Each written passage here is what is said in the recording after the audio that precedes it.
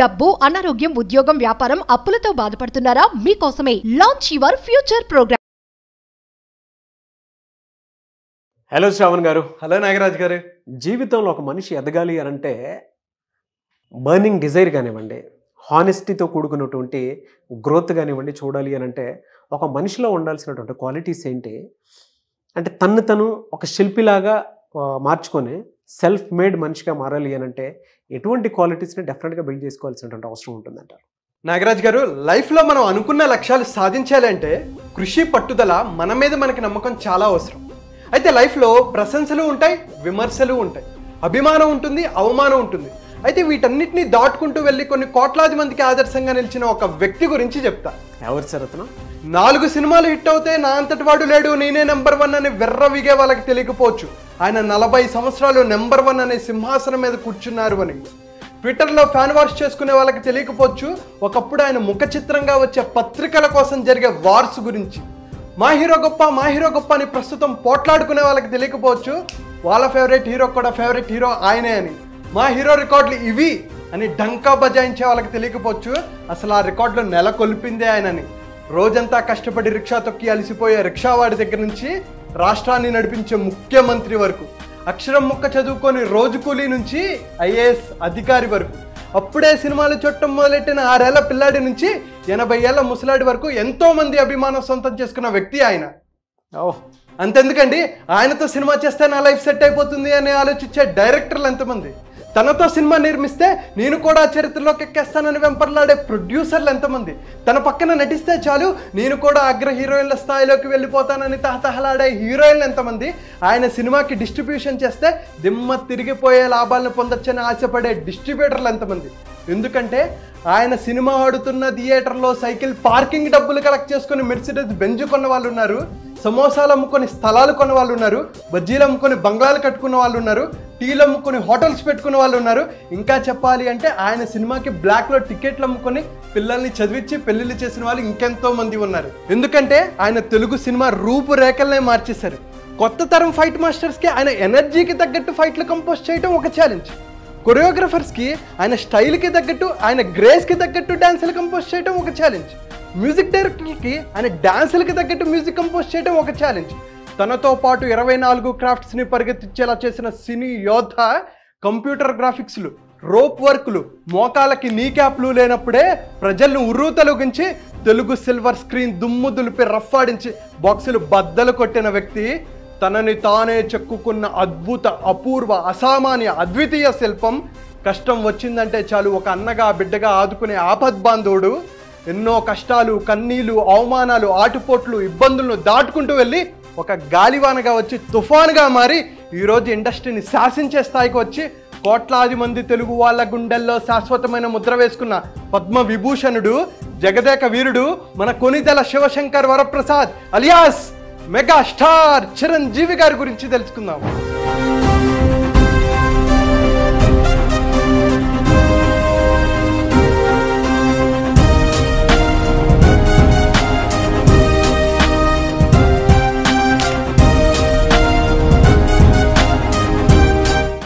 చిరంజీవి గారి గురించి మాట్లాడుకోవాలంటే మనకు ఒక రోజు సరిపోదండి. అయితే ఆయన లైఫ్లో నుంచి కొన్ని ముఖ్యమైన విషయాలు మనం తీసుకొని మన లైఫ్లో ఇంప్లిమెంట్ చేసుకొని మన రంగంలో మనం ఎలా మెగాస్టార్గా ఎదగాలి అనే దాని గురించి మాట్లాడుకుందాం. ఓకే.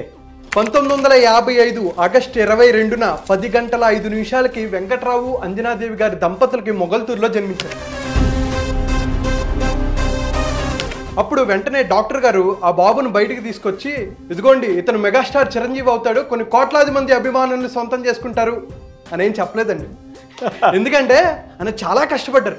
తాతగారు శివభక్తుడు కావడంతో శివశంకర్ వరప్రసాద్ అని పేరు పెట్టారు. అయితే నాన్నగారు పోలీస్ అధికారి, కానీ ఆయనకు కూడా ఒక సినిమాలు అంటే బాగా ఇంట్రెస్ట్. 2-3 సినిమాల్లో కూడా యాక్ట్ చేశారు. అయితే చిన్నప్పుడు చిరంజీవి గారి ఇంటికి ఎవరైతే వస్తారో, శివశంకర్ వరప్రసాద్ ఎవరైతే ఇంటికి వస్తారో వాళ్ళందరినీ ఇమిటేట్ చేసేవాళ్ళు. అయితే 10th క్లాస్లో ఉన్నప్పుడు ఒకసారి ఏం జరిగిందంటే, ఒక ఫ్రెండ్ నాటకం వేస్తున్నాడు. నాటకం వేస్తుంటే అరే ఇలా చేయి అని చెప్పేసి సజెషన్స్ ఇస్తున్నారనమాట. ఇస్తుంటే అంటారు కదా, నువ్వు వచ్చి చేయరా అంటారు కదా, ఆ వ్యక్తి కూడా నువ్వు వచ్చి చేయి నీకు తెలుస్తుంది అంటే, అప్పుడు చిరంజీవి గారు స్టేజ్ మీదకి వెళ్ళి అద్భుతంగా పర్ఫామ్ చేసి ఫస్ట్ ప్రైజ్ సాధించారు. అయితే దాని తర్వాత ఆయన ఎక్కడికి వెళ్ళినా సరే అందరూ ఆయన్ని ఐడెంటిఫై చేయడం మొదలుపెట్టారు. అరే ఈ అబ్బాయి చాలా బాగా యాక్ట్ చేస్తాడు రా, బాగా నటిస్తాడు, మొన్నటిసారి ఫస్ట్ ప్రైజ్ వచ్చింది అని చెప్పి అందరూ ఐడెంటిఫై చేయడం మొదలుపెట్టారు. ఇంకా అప్పటి నుంచి ఆయనకు పట్టుకుంది నేను ఎలాగైనా సరే యాక్టర్ అవ్వాలని. అయితే తండ్రికేమో ఈయన్ని ఎస్ఐ చేయాలని, తల్లికేమో ఈయన్ని డాక్టర్ చేయాలని, ఈయనకి మాత్రం యాక్టర్ అవ్వాలని ఉండేది. ఏం చేసేవాళ్ళు, బీకామ్లో ఉన్నప్పుడు నాన్నగారికి తెలియకుండా పూణే ఫిల్మ్ ఇన్స్టిట్యూట్కి అప్లై చేస్తారనమాట. అయితే వాళ్ళు కూడా మీరు ఇంటర్వ్యూకి రండి అని చెప్పేసి లెటర్ పంపిస్తారు. ఆ లెటర్ నాన్నగారు చూస్తారు, వెంకటరావు గారు చూస్తారు. చూసి అరే నువ్వేనా మంచిగా చదువుకొని మంచి ఉద్యోగం చేస్తావు అనుకుంటే నువ్వేంట్రా ఈ యాక్టింగ్లు పట్టుకున్నావు అని చెప్పి మందలిస్తారు. అయినా సరే కొంచెం ఉంటుంది కదండి, ఆయనకి గట్టిగా పట్టుకుంది. అయితే తర్వాత ఉన్నత చదువులకని మద్రాసు వెళ్తారంటారు. సో 1977లో ఫస్ట్ టైం ఆయన మద్రాసు వెళ్తారు. 25 రూపాయలు రూమ్ రెంట్లో ఉండేవాళ్ళు. 12.5 రూపాయలు చిరంజీవి గారు, ఇంకొక 12.5 రూపాయలు వేరే వ్యక్తి వెంకటరావు గారు 100 రూపాయలు పంపించేవాళ్ళు. 100 రూపాయలతో పొద్దున పూట కాలేజ్కి వెళ్ళేవాళ్ళు, సాయంత్రం పూట యాక్టింగ్, డ్యాన్స్, డైలాగ్ డెలివరీ ఎలా చేయాలని చెప్పి దాని మీద స్పెండ్ చేసేవాళ్ళు. అంతా అయిపోతుంది. అదే సమయంలో దక్షిణ భారత సినిమా మండలి వాళ్ళు ఎవరికైతే యాక్టింగ్ మీద ఇంట్రెస్ట్ ఉందో మాకు అప్లై చేయండి అని చెప్పి అడ్వర్టైజ్ చేస్తారు. దాంట్లో డైలాగ్స్ కూడా పంపిస్తారు. అయితే డైలాగ్స్ అంతా బాగా ప్రిపేర్ అవుతారు, వెళ్తారు. ఆ ప్యానల్ ఎవరంటే దిగ్గజాలు, అంటే విశ్వనాథ్ గారు, దాసరి నారాయణరావు గారు, అటువంటి దిగ్గజాలు అనమాట. అయితే పొద్దున్నుంచి ఆడిషన్స్ జరుగుతుంటాయి, అందరూ అవే డైలాగులు చెప్తున్నారు, వీళ్ళందరికీ విసుగొచ్చేసింది. లాస్ట్లో చిరంజీవి గారు వచ్చారు. వచ్చి బాబు నువ్వేమైనా కొత్తగా చేసి పెడతావా అంటే, సార్ నాకు డ్యాన్స్ వచ్చి సార్ అంటే వెంటనే అక్కడ టేప్ రికార్డర్ ఆన్ చేసి అద్భుతంగా డ్యాన్స్ చేసి అందరినీ మెస్పరైజ్ చేస్తారు. అప్పుడు ఆయనకి ఫిల్మ్ ఇన్స్టిట్యూట్లో సీట్ వస్తుంది. రజనీకాంత్ గారు ఫస్ట్ బ్యాచ్, చిరంజీవి గారు 5th బ్యాచ్. అయితే ఈ విషయం మళ్ళీ వెంకటరావు గారికి తెలిసిపోతుంది. వీడు యాక్టింగ్ చేస్తున్నాడు రా ఏంట్రా అని చెప్పి నేను చెప్తే వినరని చెప్పి ఏకాంబరేశ్వర్ గారు అని ఉంటారు, ఆయనకి చెప్తారు. ఏమంటే మీరైనా చెప్పండి మా వాడికి ఏమైనా ఎక్కుతుందేమోనని అంటే, అప్పుడు ఆయన పిలిచి బాబు నీకేం బ్యాక్గ్రౌండ్ లేదు, నువ్వెందుకు ఇంత కష్టపడుతున్నావు, మంచిగా జాబ్ చేసుకోవచ్చు కదా అని చెప్తారు. అయినా సరే చిరంజీవి గారు ఒక మాట చెప్తారండి, నాన్నగారు నాకు 1 సంవత్సరం టైం ఇవ్వండి, ఒకవేళ ఈ 1 సంవత్సరంలో కనుక నేను సక్సెస్ అవ్వలేకపోతే నేను జాబ్ చేసుకుంటా అంటారు. ఇది చాలా పవర్ఫుల్ స్టేట్మెంట్ అండి. ఎందుకంటే లైఫ్లో క్లారిటీ అనేది చాలా ఇంపార్టెంట్. మనందరికీ నన్ను అది చేయాలి, నాకు ఈ చదువులు ఇష్టం లేదు, నాకు ఈ జాబ్ ఇష్టం లేదు అని చెప్తూ ఉంటారు. కానీ నాకు ఏది ఇష్టం, దానికోసం ఎంత కష్టపడాలి, అది ఎంత కష్టం అని చెప్పి ఎంతమంది ఆలోచిస్తున్నారు. అందుకనే ఎప్పుడైతే క్లారిటీ ఉంటుందో కాన్ఫిడెన్స్ ఉంటుంది. ఎవరు నమ్మినా నమ్మకపోయినా మన మీద మనకి నమ్మకం చాలా ఇంపార్టెంట్. అందుకనే శివశంకర్ వరప్రసాద్కి ఆయన్ని నమ్మినా నమ్మకపోయినా ఆయన మీద ఆయన నమ్మకం పెట్టుకున్నారు కాబట్టి ఈరోజు సక్సెస్ అయ్యారు.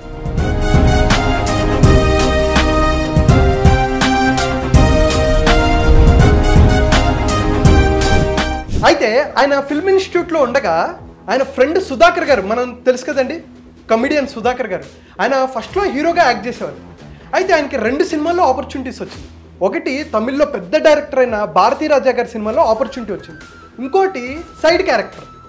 అయితే ఈయనకు మాత్రం అనిపించేది, భారతీ రాజా గారు కూడా అంటారనమాట, నువ్వు ఏదైనా ఒక సినిమానే చెయ్యి, ఇది మెయిన్ లీడ్ కాబట్టి ఇదే చేయంటే భారతీ రాజా గారి సినిమాలో యాక్ట్ చేయాలని చెప్పేసి ఈయన ఏం చేస్తారు, అరే నేను ఆ సినిమాకి ప్రామిస్ చేశా కదా కానీ ఈ సినిమానే చేయాలని చెప్పి పెట్టుకుంటారు. ఎలా చెప్పాలి ఆ ప్రొడ్యూసర్కి డైరెక్టర్కి అని చెప్పేసి చిరంజీవి గారిని తోడుగా తీసుకెళ్తారు. తోడుగా తీసుకెళ్ళి సార్ నాకు భారతీ రాజా గారి సినిమాలో ఆపర్చునిటీ వచ్చింది, నేను దయచేసి ఈ సినిమా చేయలేను అంటే అప్పుడు ఆ ప్రొడ్యూసరు శివశంకర్ వరప్రసాద్ని చూస్తాడు. చూసి ఈ అబ్బాయి చాలా బాగున్నాడు కదా అంటే అప్పుడు శివశంకర్ వరప్రసాద్ నుంచి చిరంజీవిగా మారుతాడు.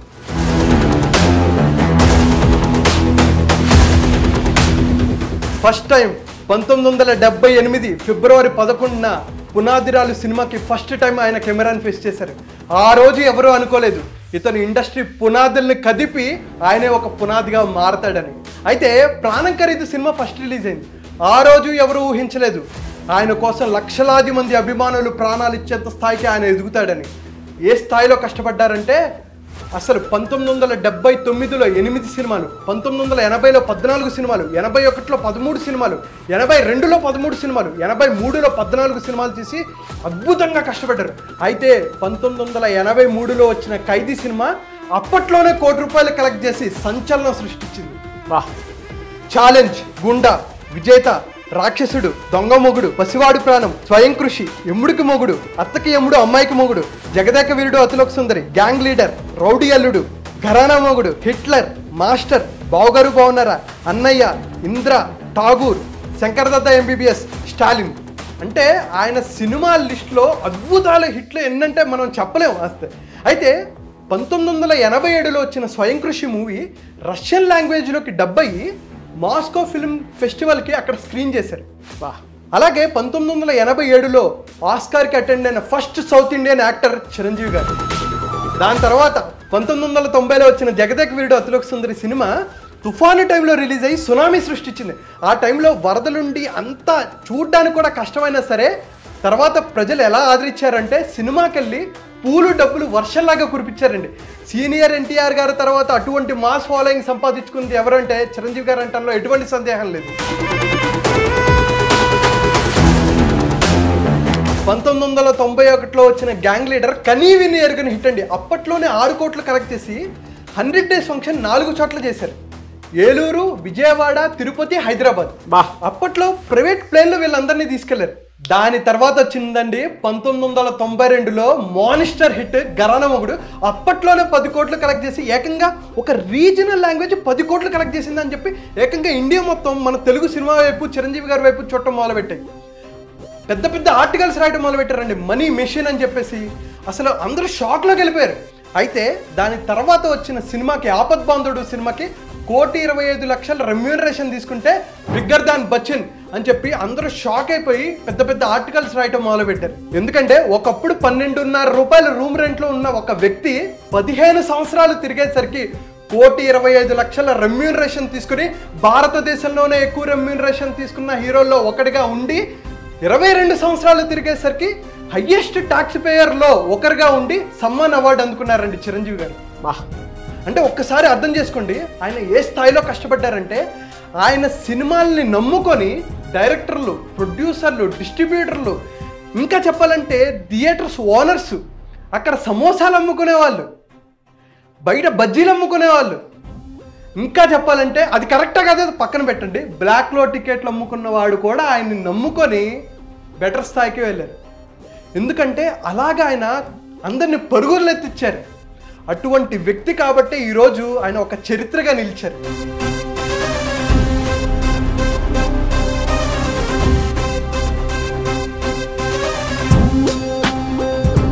అయితే దీని నుంచి మనం ఏం నేర్చుకోవాలి?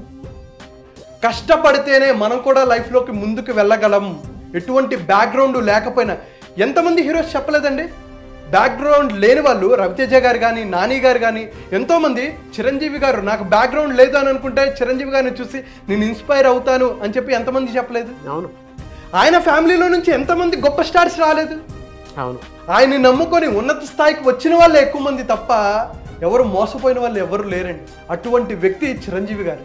అయితే ఆయన్ని చూసి ఎంతోమంది ఇన్స్పైర్ అయ్యారు, ఎంతోమంది ప్రజలు ఆయన అభిమానిస్తున్నారు. అయితే 2008 ఆగస్టు 26న ఆయన ప్రజారాజ్యం పార్టీ స్టార్ట్ చేశారు. అనుకున్నంత సక్సెస్ సాధించలేకపోయారు, కానీ ఆయనకి ప్రజలకు ఏదో ఒకటి చేయాలి అని బలంగా ఉండేది. అయితే పాలిటిక్స్కి తన మనస్తత్వం ఎమడిదని తెలుసుకున్న తర్వాత మళ్ళీ సినిమాలోకి వద్దాం అనుకున్నారు. అయితే చాలామంది పని అయిపోయింది, ఇప్పుడు చూస్తారా, ఈ వయసులో అవసరమా, ఎవరు చూస్తారు అని చెప్పి ఎంతోమంది అవమానించిన వాళ్ళు కూడా ఉన్నారు. ఆయన పెద్ద సందేహంలో ఉన్నారు. కానీ చిరంజీవి గారి లాంటి శక్తివంతమైన నటుడిని, అభిమానగల ఉన్న నటుడిని సినిమాలకి దూరంగా ఉంచడం ఆ విధికి కూడా సాధ్యం కాలేదు. ఏ స్థాయిలో అంటే 2017లో ఖైదీ 150తో 5 రోజుల్లో 100 కోట్లు కలెక్ట్ చేసి రికార్డులు బద్దలు కొట్టారు. దాని తర్వాత సైరా, ఆచార్య, గాడ్ ఫాదర్, వాల్తేరు వీరయ్య, బోలాశంకర్ సినిమాలతో మనల్ని అలరించారు. అయితే ఇప్పుడు విశ్వంబరాతో తన నట విశ్వరూపం చూపెట్టడానికి మన ముందుకు వస్తున్నారు. నేను ఇంకా చేయలేను, నా వల్ల కాదు, నా వయసు అయిపోయింది అని ఎవరైతే లిమిటింగ్ బిలీఫ్స్లో ఉంటారో వాళ్ళందరూ చిరంజీవి గారిని చూసి నేర్చుకోవాలి. 60 ఏళ్ళు నేను రిటైర్మెంట్, నేను ఇంట్లో కూర్చుంటా అనుకుంటే 62 సంవత్సరాలకి ఆయన రీఎంట్రీ ఇచ్చి రికార్డులు బద్దలు కొట్టారంటే అటువంటి మెంటల్ స్ట్రెంత్ మనము బిల్డ్ చేసుకోవాలి. ఇంకా చెప్పాలి అంటే ఆయన జీవితం సినిమాలకు మించిందండి. ఎందుకంటే 1998లో చిరంజీవి చారిటబుల్ ట్రస్ట్ స్టార్ట్ చేస్తే కొన్ని వేలాది మంది అభిమానులు గత 25 సంవత్సరాలుగా రక్తదానాలు, నేత్రదానాలు చేస్తే 9,30,000 యూనిట్స్ ఆఫ్ బ్లడ్ ఎంతోమంది పేదవాళ్ళకి, అలాగే కొన్ని కార్పొరేట్ హాస్పిటల్కి నామినల్ ప్రైజెస్లు ఇచ్చారు. అంటే సొసైటీకి తన వంతుగా కంట్రిబ్యూషన్ చేయాలి, రెస్పాన్సిబిలిటీ తీసుకోవాలని మనం చిరంజీవి గారి దగ్గర నుంచి నేర్చుకోవాలి. వాట్ ఏ క్వాలిటీ అని. ఆయన జీవితం ఏంటి. ఇంకా ఒక విషయం చెప్తాను, కోతల రాయుడు అనే సినిమా చేస్తున్నప్పుడు ఒక ప్రొడ్యూసర్ ఆయన డ్యాన్స్ చూసి ఇతనేంట్రా బాబు ఏ జూలో నుంచి తీసుకొచ్చారు అని అవమానించిన వాళ్ళు ఉన్నారు, ఇతను సూపర్ స్టార్ అవుతాడా అని చెప్పి హేళన చేసిన వాళ్ళు ఉన్నారు. అందుకనే ఆయన జీవితం ఒక గొప్ప పర్సనాలిటీ డెవలప్మెంట్ బుక్. ఎందుకంటే ఎన్నో కష్టాలు, కన్నీళ్ళు, అవమానాలు, ఆటుపోట్లు, ఇబ్బందులను దాటుకుంటూ వెళ్ళి ఒక గాలివానగా వచ్చి తుఫానుగా మారి ఈరోజు ఇండస్ట్రీని శాసించే స్థాయికి వచ్చారు అంటే, పద్మ విభూషణ్ అందుకునే స్థాయికి వచ్చారంటే ఆయన జర్నీ అంత ఈజీ కాదండి. ఎన్నో అవమానాలు, ఇందాక మనం మాట్లాడుకున్నట్టు ఆయన లోయెస్ట్ ఫేజ్ చూశారు, హైయెస్ట్ ఫేజ్ చూశారు. అందుకనే అండి తెలుగు సినిమా ఇంకెంత వృద్ధిలోకి వెళ్ళినా, ఇంకెంత గర్వపడే సినిమాలు తీసినా వీటన్నిటి వెనక ఆ చిరంజీవి అనే మహాశక్తి ఖచ్చితంగా ఎక్కడొక్కడ ఉంటుందండి. అందుకనే ఇంకెంత మారినా, ఇంకెంత మంది వచ్చినా ఆయన స్థాయి వేరు, ఆయన స్థానం వేరు. సార్ మీరు ఇలాగే ఇంకా ఎంతోమందిని ఇన్స్పైర్ చేయాలని మనస్ఫూర్తిగా కోరుకుంటూ, congratulations for your Padma Vibhushan and all the best for your future endeavours. Hats off అండి.